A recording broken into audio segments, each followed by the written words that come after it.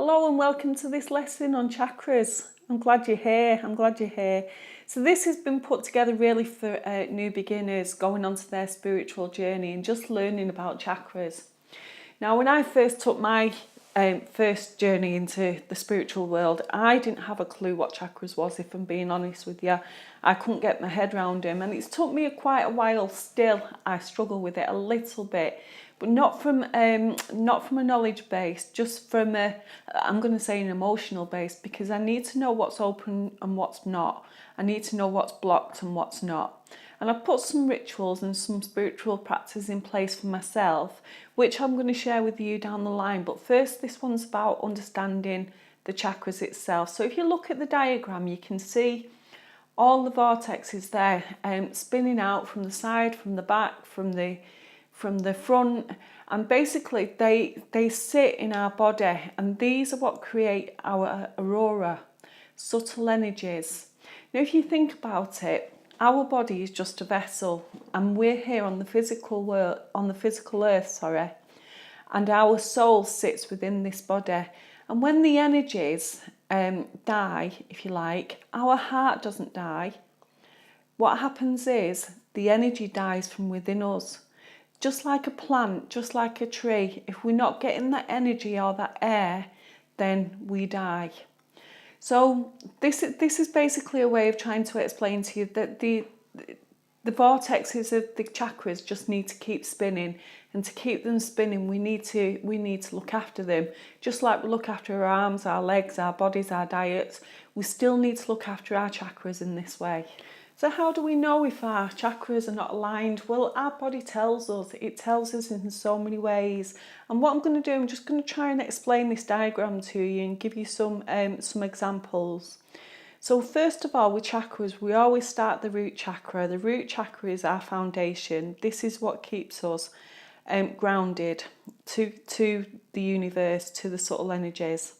And this is the colour red, and it's the basic trust chakra.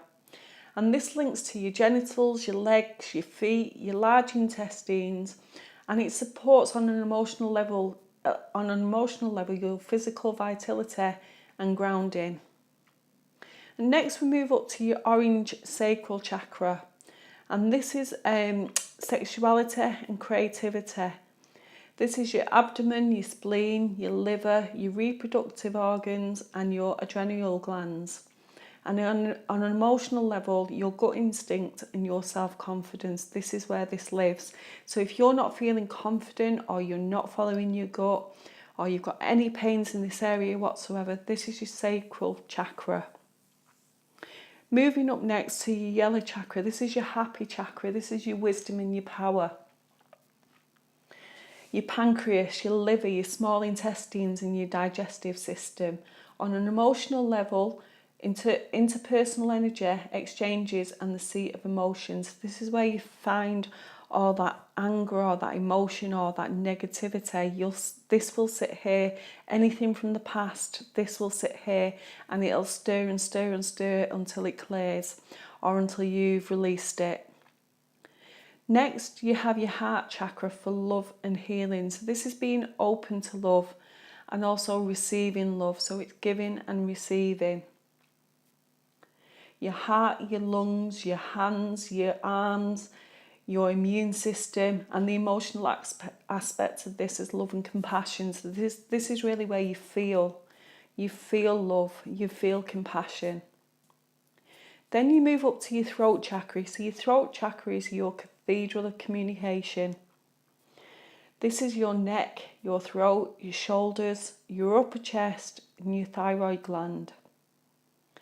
All aspects of communication here, whether you're speaking, whether you're feeling, whether you're suppressing, everything that goes here from the throat.